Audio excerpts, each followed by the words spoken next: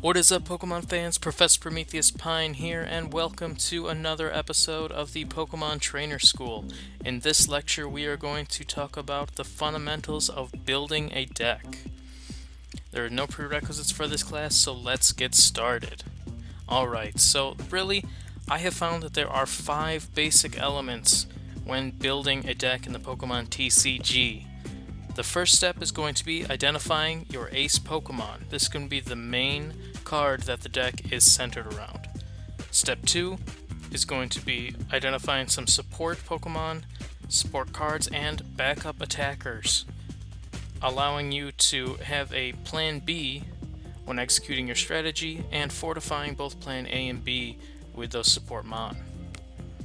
Step 3 is figuring out a draw engine and search strategy for locating your key pieces in your deck. Option 4, or step 4 in this case, involves picking some tech cards that allow you to adapt to any strategy your opponent is going to be using. And finally, step 5 is finding the perfect ratio of energy to best execute your deck strategy. Alright, we are going to be identifying an ace Pokemon for an example deck that I'm going to be building today. This first deck is going to revolve around the new Primeape from the Battle Styles expansion.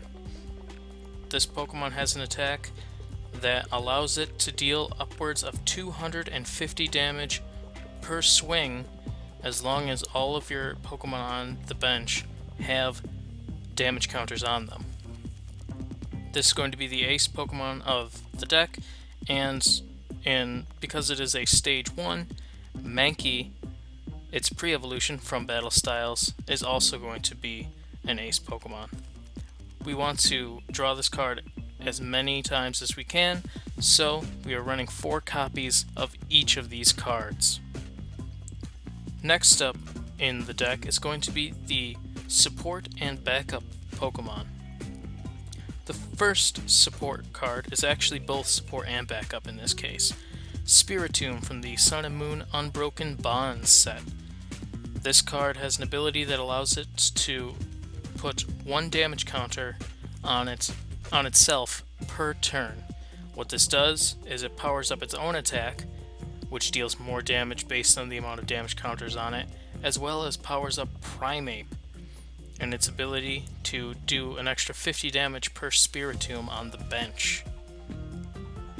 Spiritomb thus acts as both an enabler to Primeape as well as a backup attacker, being able to dish out up to 160 damage normally and 250 damage if combined with another tech card that we will mention later.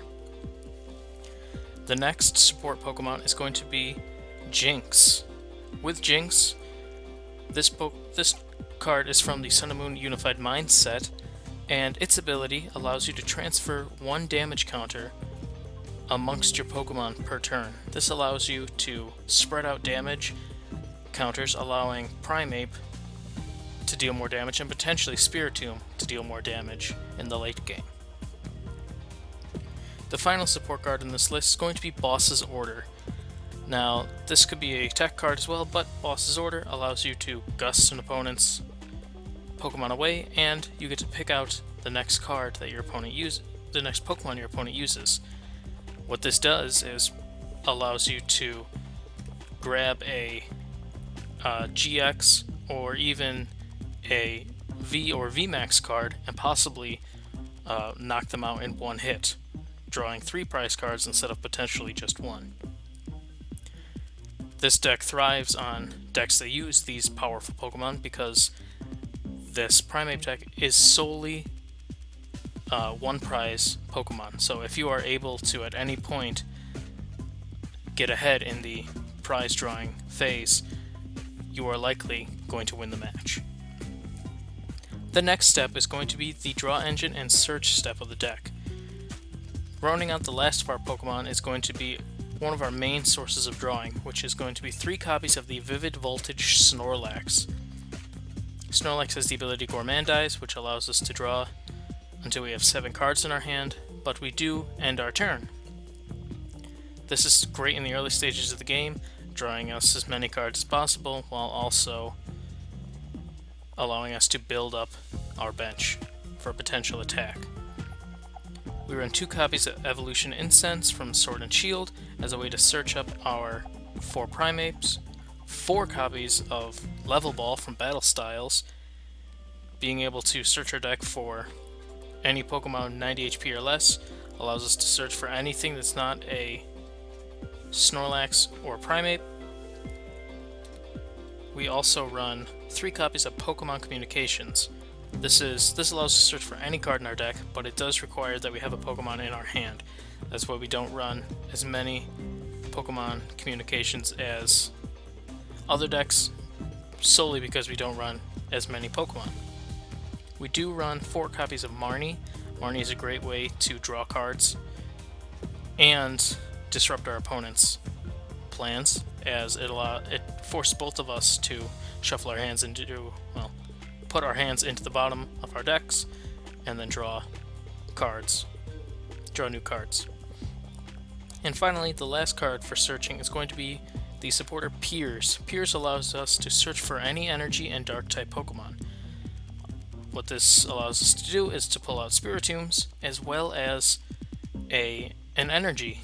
This includes any energy, not just basics, so we can hunt for the Aurora energy that we will be running to attack with our Spiritombs. The 4th stage, Tech, is going to be kicked off with 2 copies of Mew. I think I mentioned that Snorlax was the last Pokemon in this deck, but actually it's going to be Mew.